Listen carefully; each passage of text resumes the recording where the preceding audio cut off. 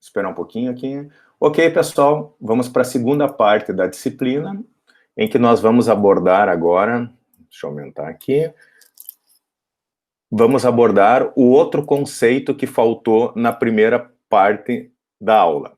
Qual é o outro conceito? Vamos fechar esta parte aqui, efetivamente, das células, vamos limpar nossa tela e vamos para cá, para o PowerPoint.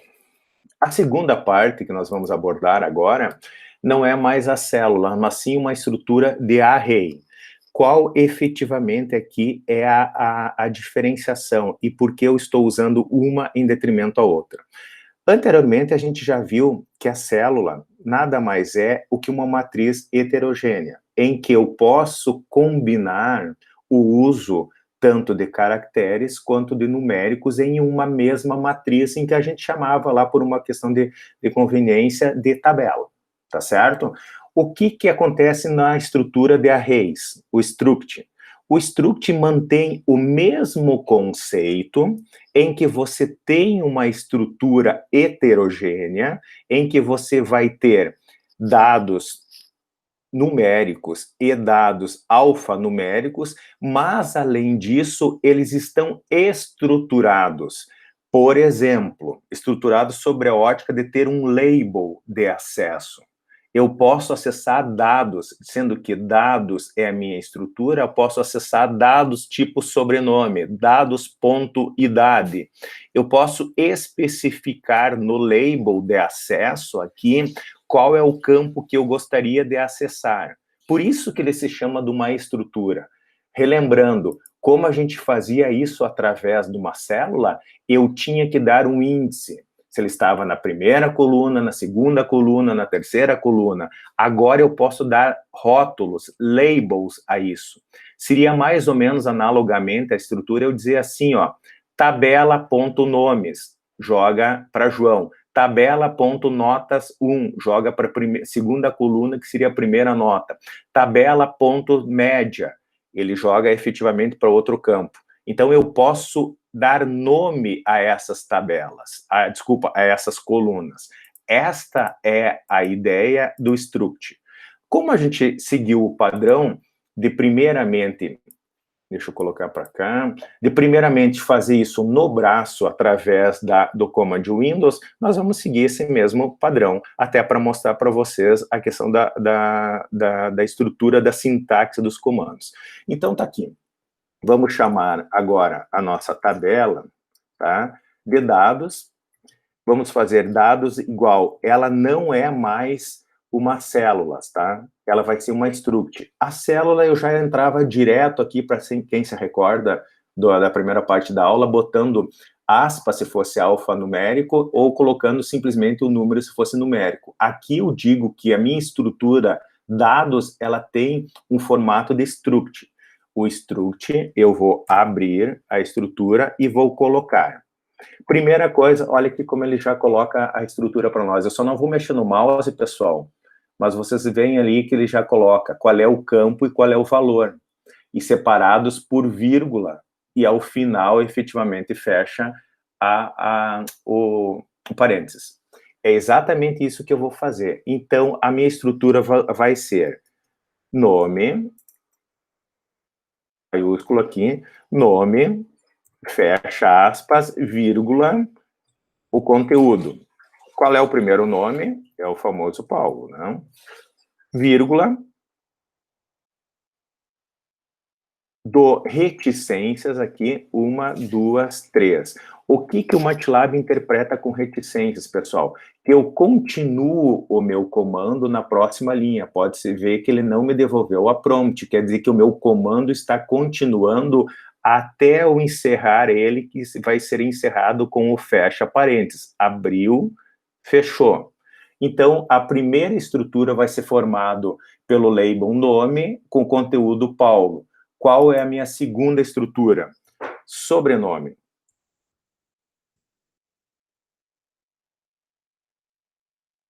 Sobrenome. Então, verificando aqui, ele é sensitive case. Olha aqui, pessoal, aqui está com N maiúsculo, tem que dar aqui, eu botei S minúsculo, ou seja, a minha padronização 0, né? Então, só para mostrar para vocês aqui, tem que se ater isso. Vírgula, qual é o label e, efetivamente, o que eu vou colocar. Aqui ele colocou meu sobrenome, Sausen, espaço, vírgula, reticências, ponto, e vou para o meu último campo, que no meu caso aqui é idade. Fecha, vírgula, e coloca a idade. Não vou colocar aqui aspas. Por que eu não vou colocar aspas? Porque eu estou introduzindo um numérico. Então, ele vai aceitar. Ao final disso aqui, eu criei a minha estrutura de dados, chamado dados, em que vai conter 3 campos com os seguintes labels: nome, com N maiúsculo, sobrenome e idade, respectivamente nesses campos. A informação Paulo, Sausen e a idade de 50. Vou dar um Enter, ele criou dados com uma estrutura sendo nome contém Paulo, sobrenome Sausen e idade 50. Como eu faço para indexar isso? Aqui está no slide, mesma questão. Dou o nome da estrutura e depois o nome.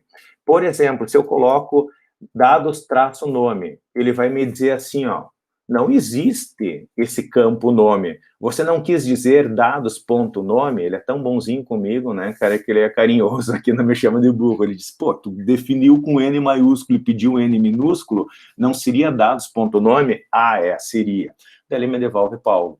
Isso, obviamente, ele pode fazer com todos os demais dados do tipo dados.idade. O que ele vai me devolver? A minha idade, 50 anos. Tá? Acho que é bem tranquilo agora que a gente está verificando aqui e estendendo. O que mudou das células para a estrutura, pessoal? Eu passo a ter labels. Ele fica melhor estruturado para mim indexar essa informação depois. Eu não podia indexar isso lá na minha célula? Podia, mas eu indexava através das colunas da minha estrutura do tipo matriz. Aqui eu posso fazer através da minha estrutura, através de labels. Eu acho que fica mais intuitivo, tá? Principalmente na parte de programação.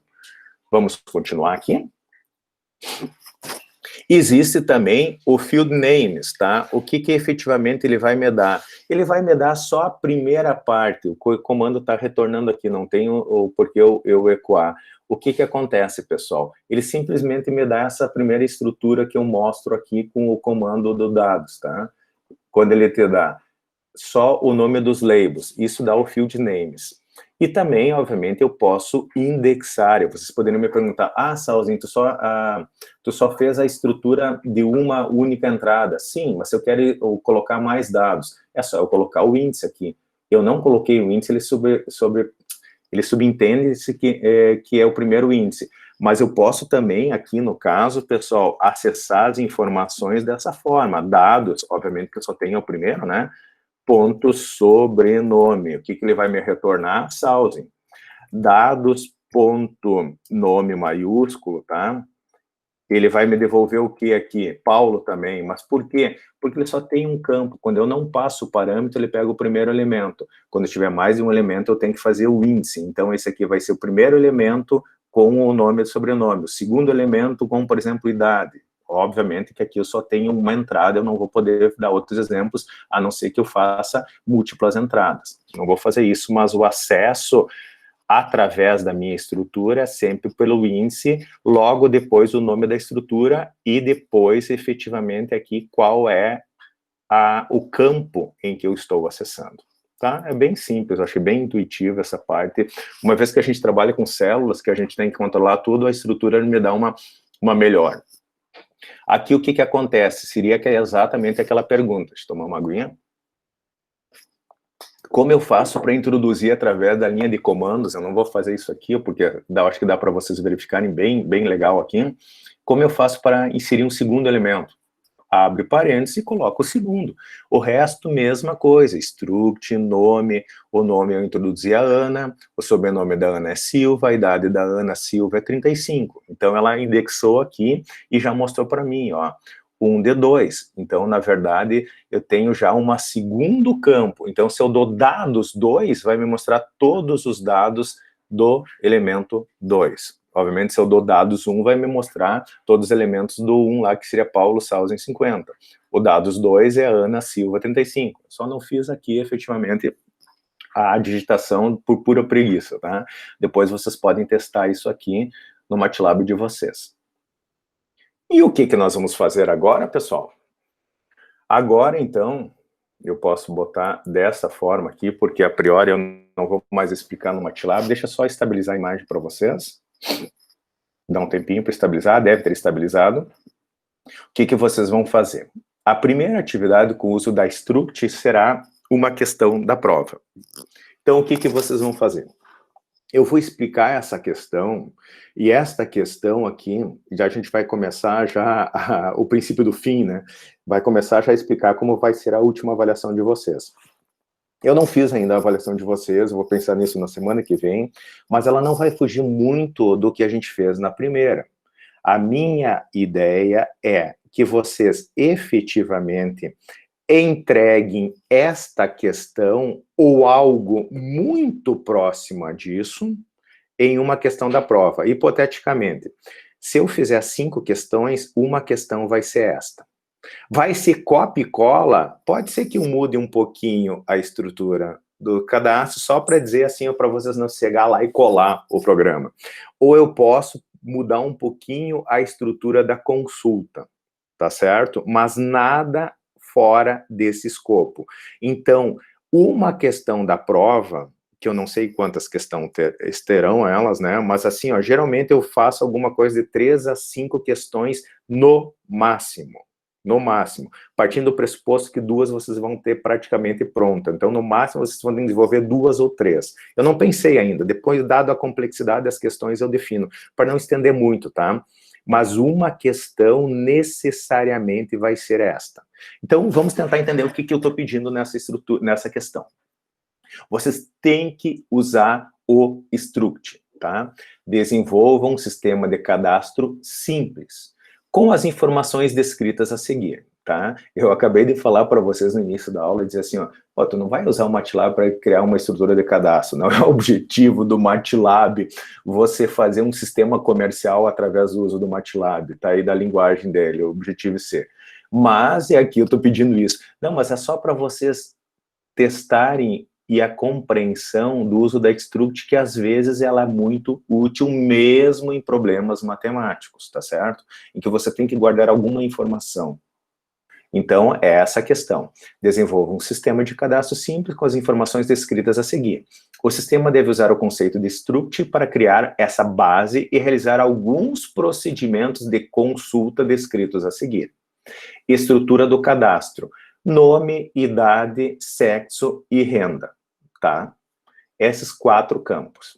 Consultas. Depois que vocês fizerem isso, eu vou mostrar, aliás, desculpa, pessoal, eu vou retroceder e vou mostrar o código em que eu fiz a struct. Eu havia esquecido isso. Então, só vou explicar esta questão e vou voltar para o MATLAB. Eu me passei, só expliquei através da entrada pelo Command Windows. Acabei me passando e não fui mostrar para vocês o código M que reflete aquela entrada de dados. Vou retornar, tá? Então, vocês vão criar um sisteminha de cadastro com essa estrutura de cadastro simples, em que vai ter algumas consultas, 3 consultas eu coloquei. Então, vocês podem criar um menuzinho depois disso aqui. Ah, se bota 1, ele relaciona todas as pessoas cadastradas com todas as suas informações. Então, o 1 vai mostrar simplesmente todos cadastrados. Eu já vou mostrar o código para vocês aqui, exemplo, que vocês vão entender, vão ter que alterar aqui. A consulta 2 é relacionar apenas as pessoas com determinado sexo. Digamos, hipoteticamente, que tu criou teu cadastro, isso eu gostaria que vocês fizessem, me ajuda muito, em que vocês colocam qual é o número de pessoas que vocês vão cadastrar, tá certo? Não façam um programa com 37 cadastros lá, que daí eu morro, e principalmente que eu tenho que digitar isso aí, eu já vou ficar estressado. Então, coloca a estrutura de cadastro, quantas pessoas? 2. Daí ele vai me pedir nome, idade, sexo, renda, 2 vezes. 3 vezes. Depois ele vai me pedir assim a consulta, relacionar todas as pessoas cadastradas, vai mostrar a pessoa 1, a pessoa 2, e deu, né? Porque eu só pedi 2. Relacionar apenas as pessoas em um determinado sexo. Então, depois eu vou pegar a opção 2 e vou colocar só os masculinos. Ah, no meu caso, iria naquele nosso exemplo clássico, Paulo, Ana e Zeus, ia me mostrar Paulo e Zeus, e as informações. É o que está pedindo 2. Terceiro, relacionar as pessoas que se enquadram dentro de uma faixa de idade e sexo. Só os masculinos maiores do que 49. Só o velhinho do Paulo vai aparecer lá, que tem 50 anos, porque, digamos, hipoteticamente, a Ana tem 33 e não é masculino, e o Zeus, que é masculino, tinha 34 anos. Então, vai mostrar só o Paulo lá, que tinha 50.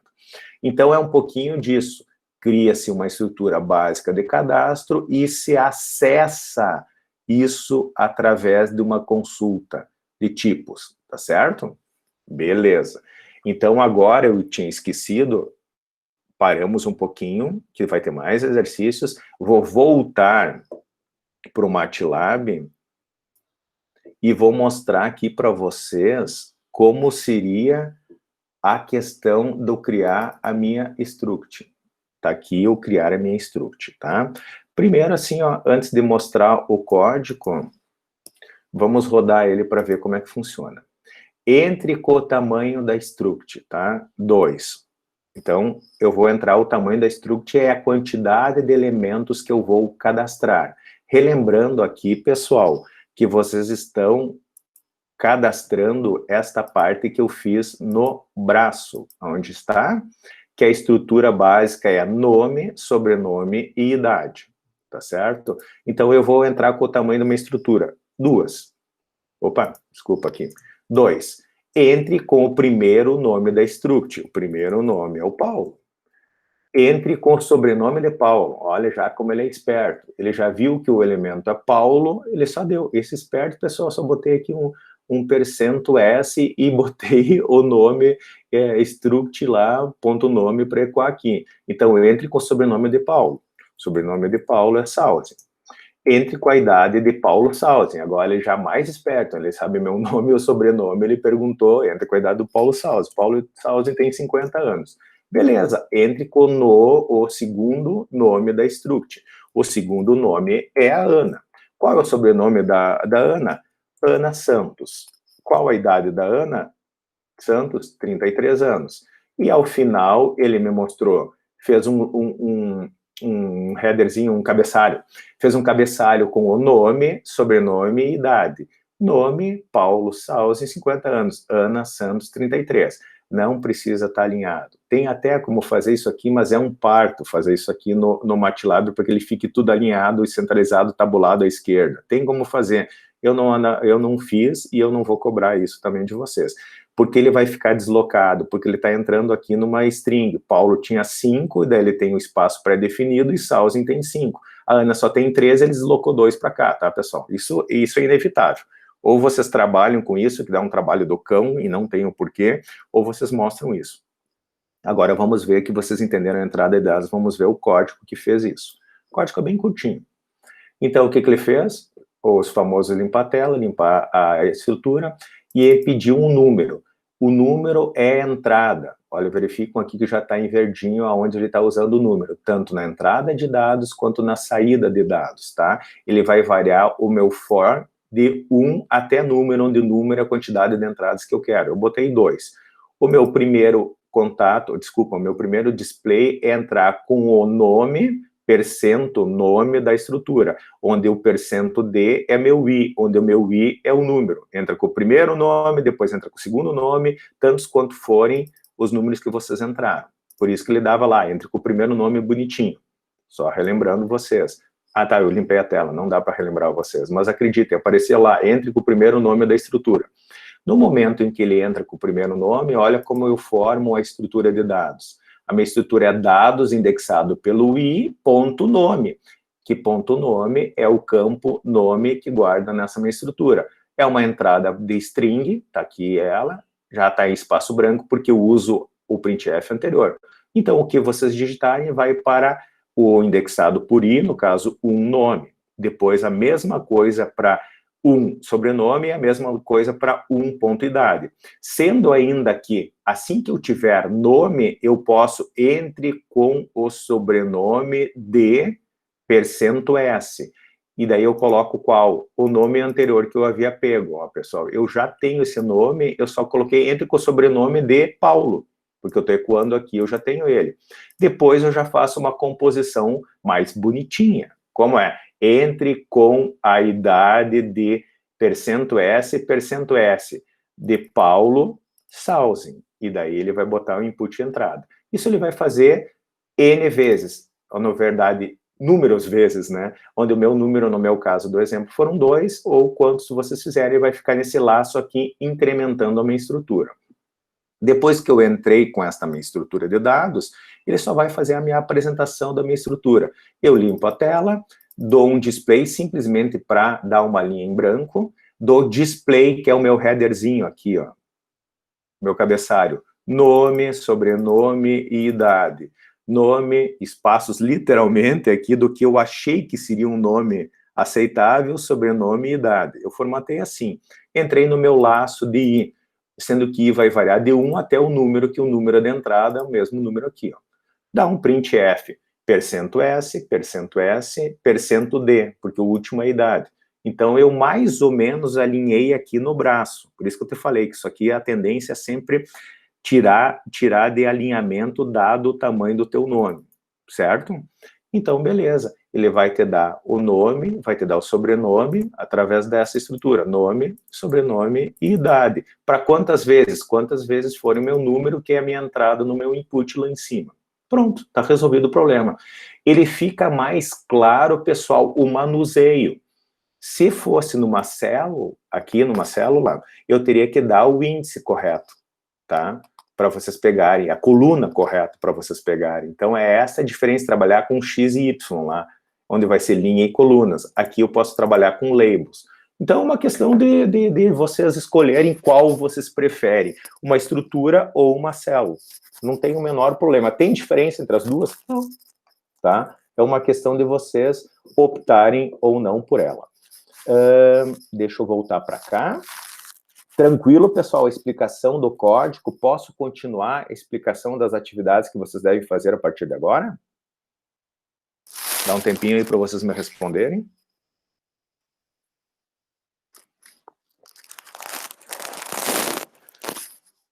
Tranquilo, tá? Então, contagem regressiva das dúvidas. 3, 2, 1. Todo mundo entendeu. Então, vamos passar para a continuidade. Onde é que está meu PowerPoint? Está aqui. Continuar, então, nas explicações do que falta para a gente definitivamente terminar com o conteúdo. Deixa eu só estabilizar. Deve ter estabilizado. Eu expliquei já a questão do struct, tá? Então, vocês podem usar aquele meu código ali, que eu acabei de gravar para vocês. E eu acho que eu não coloquei na transparência, né? Acho que eu não coloquei na transparência, mas vocês podem utilizar o vídeo para dar uma verificada, ou tentam primeiro construir. Se for o caso, eu também posso disponibilizar a estrutura básica, mas eu gostaria que vocês tentassem, vocês criarem essa estrutura a partir dos exemplos dados aqui, tá certo? Até como sendo um exercício. Esse aqui eu pretendo não comentar, obviamente, esse código, tá? Vocês têm o transcorrer da aula de hoje até o final, vocês têm a partir da semana que vem, e vai ser igual esta questão, o Salles vai dar um copy, cola na prova? Talvez sim, talvez não.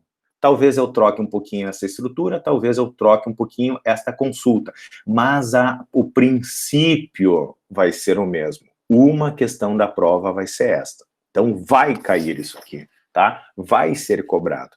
Minha dica, resolvam esse problema e usam ela como exemplo, porque daí vocês vão ganhar muito tempo, mesmo que o Salden coloca aqui mais 2 campos aqui. Ou ao invés aqui, ele faz uma pesquisa, aqui eu estou pesquisando por idade e sexo, ele faz pela renda. Ou ele faz através só da idade.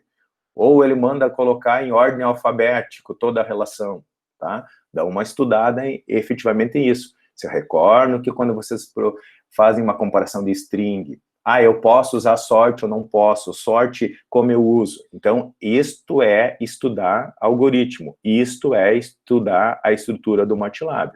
Façam esse exercício com variáveis, com variantes, não, desculpa, com variáveis, com variantes do mesmo a questão. E se ele me pedir para fazer uma consulta agora pelo nome, ou se ele me pedir uma consulta por idade, ou se ele me pedir uma consulta por sexo, ou se ele me pedir por renda, ou se ele pedir para ordenar pela renda, ordenar através da maior renda no sexo feminino. Posso pedir esse tipo de coisa. São composições do mesmo tema. Como eu faço isso? Desenvolvendo esse código. Depois, pessoal, isso aqui é só trocar alguma parte do código, tá certo? Então, fica a dica, tá? Legal. Segunda eu fiz aqui mais 2 exercícios só, e o terceiro é uma variação do mesmo tema, tá? Que é opcional o terceiro, inclusive, porque eu fiquei na dúvida aqui, e eu deixei, até eu tenho que alterar meu código rodando. Depois eu vou explicar isso aqui. Vou mostrar os 2 códigos, execução dos 2 códigos, e o que eu fiz aqui? Criei 2 brincadeiras para vocês brincarem um pouco no desenvolvimento e utilização tanto de vetores e principalmente matrizes. Aqui, basicamente, vocês vão estar trabalhando com matrizes. Quais são as 2 questões da minha provinha simulada que eu gostaria que vocês fizessem hoje, a partir do momento que eu liberar vocês aqui da explicação? Primeira questão.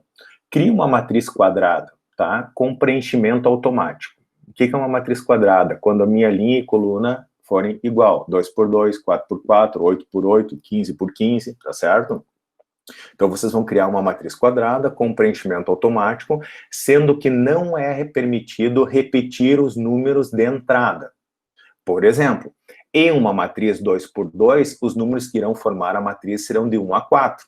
Então, 1, 2, 3, 4 formam uma matriz 2 por 2, sem repetir de forma automática a geração de números. Números aleatórios lá, os RAND da vida, tá? RAND com I.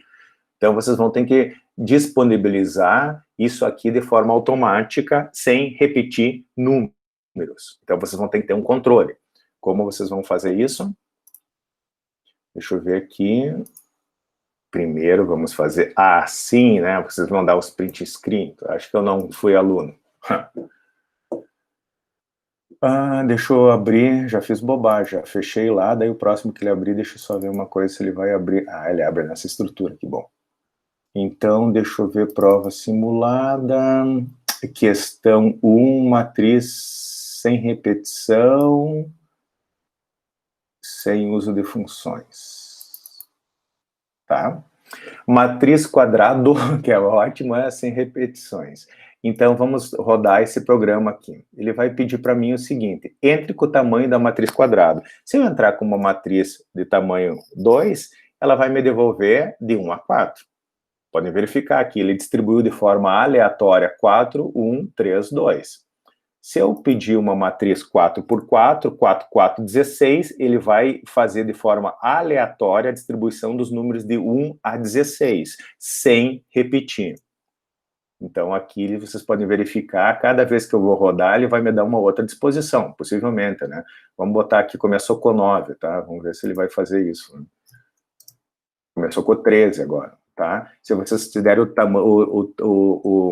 o trabalho de olhar 1, 2, 3, 4, 5, 6, 7, vocês podem verificar que ele não repete nenhum número, tá? Vocês não podem usar função do MATLAB, a não ser o RAND, tá? Porque existem funções para fazer uma distribuição sem repetir números. Eu não quero. Vocês vão ter que controlar isso.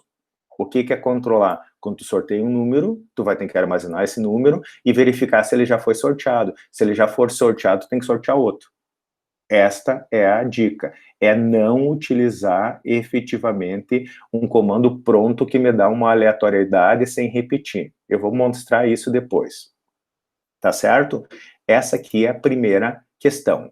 Qual é a segunda questão aqui? Crie uma matriz quadrada, agora fixa 3 por 3, tá? Com os números variando de 1 até 9, porque é uma matriz 3 por 3, 3 vezes 3, 9, então vão ter 9 elementos, essa matriz.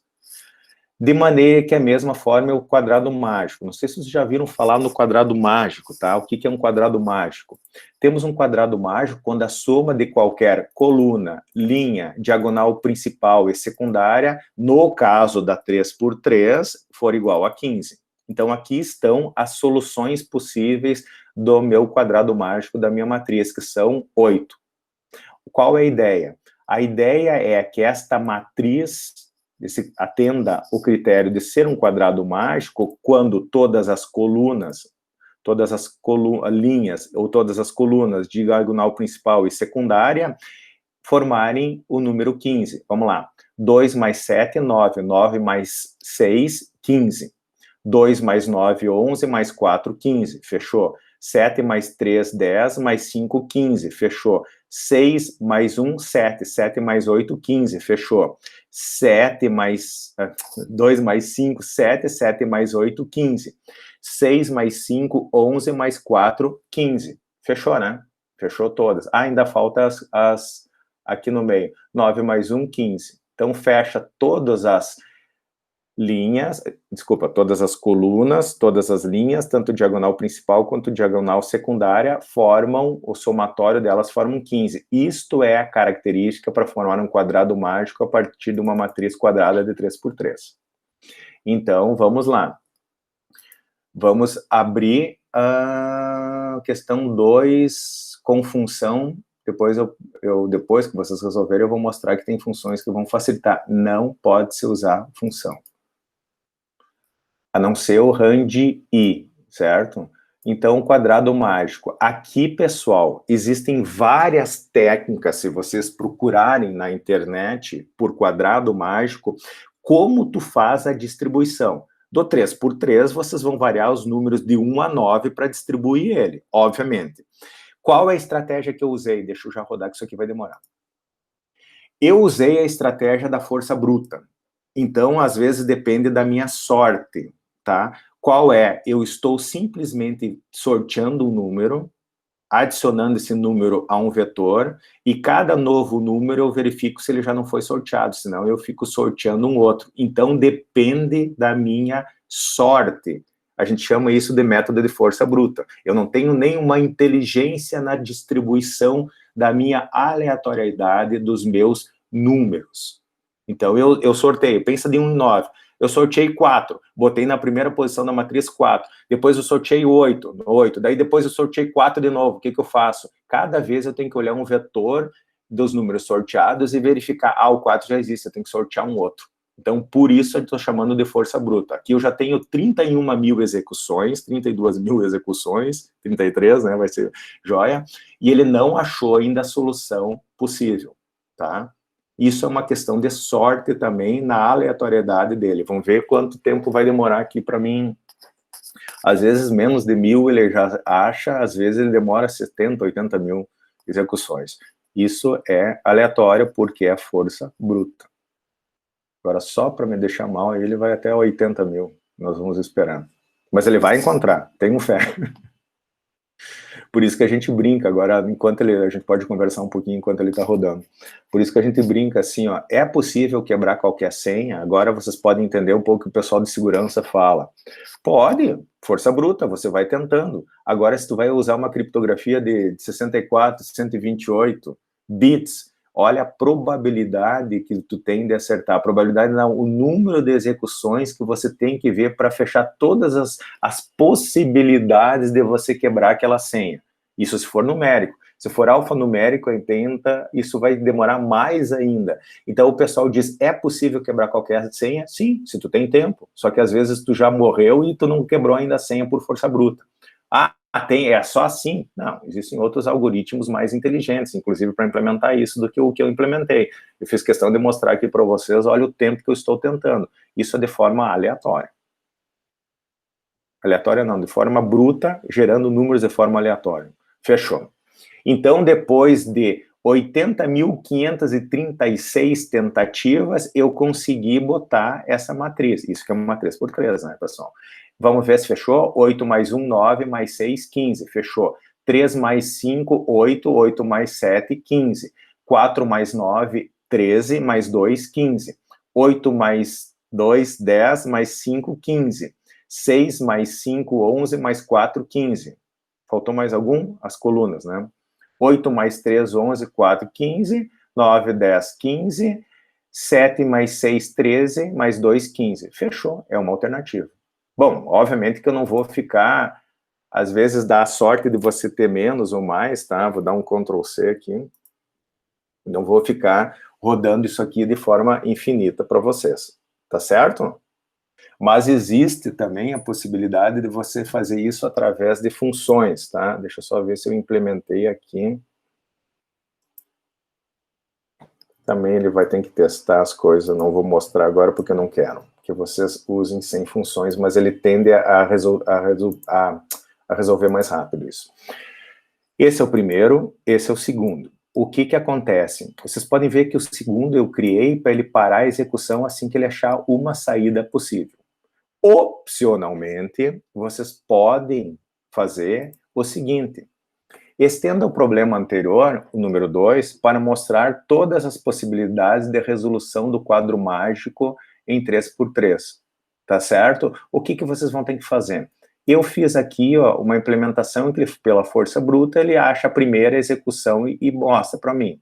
O que vocês podem fazer? Vocês podem criar um outro laço ainda, tentando ele executar N vezes, onde a N vezes aqui vocês podem atender alguns critérios de parada, que fica com vocês. O que eu quero? Que ele mostre todas as possíveis saídas. Então, vocês vão ter uma segunda atividade, que é ainda aguardar a solução, daí quando ele encontra uma segunda solução, verificar se não é anterior e passando para outra, até ele fechar o número total de 8 possibilidades para um quadrado mágico de 3x3.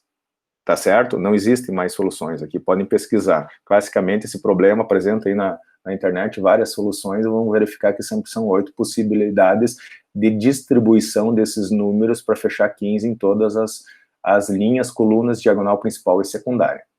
Coloquei aqui, ó, para vocês saberem, existe o RAND-PERM, tá? O que faz o RAND-PERM?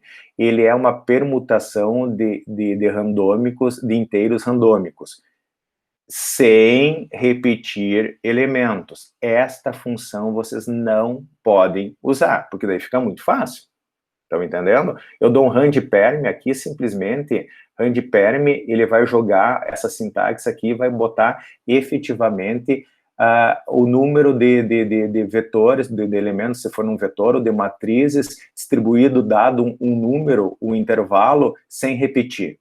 Então, vocês não podem utilizar esse RAND-PERM. Podem até testar para vocês saberem que existe, o dia que vocês precisarem. Mas para resolver essas duas questões aqui, especificamente esta aqui, vocês não podem usar a função RAND-PERM. Pode usar outra RAND, o RAND só sem o I, sem problema, e devem usar, porque eu estou pedindo uma aleatoriedade no processo. Eu só não quero que a aleatoriedade, que a função já faça o que vocês têm que fazer, que é testar, não pegar um duplicado. Por que eu estou complicando? Porque daí vocês vão trabalhar com manuseio de vetores também, não só de matrizes. Vocês vão ter que armazenar isso aqui num vetor e verificar toda vez se vocês já geraram aquele número ou não. Então, tá aí a complexidade do exercício. Porque com o RAND-PERM aqui, 2 toques, vocês, meia dúzia de linhas, vocês fazem o programa. Tá certo? Então, eu já coloquei aqui, tem dúvidas como funciona, tá aqui efetivamente como eu vou gerar o vetor aqui com o RAND-PERM, vocês podem testar isso, vão verificar que ele faz isso automático para vocês. Não pode usar.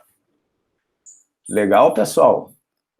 Entenderam a questão dos 2 exercícios e o terceiro, que seria uma extensão, o famoso plus a mais ali, e também o seguinte, outra coisa que eu posso falar para vocês, possivelmente eu tenho a tendência de colocar alguma coisa nesse sentido aqui, ou alguma problemática nessa também na prova. Este é o motivo de eu chamar ela de prova simulada.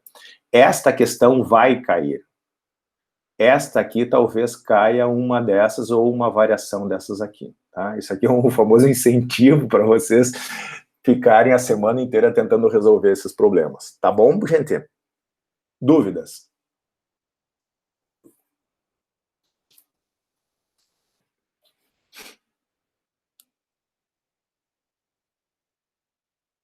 Nenhuma dúvida, gente? Deixa eu só parar a gravação aqui.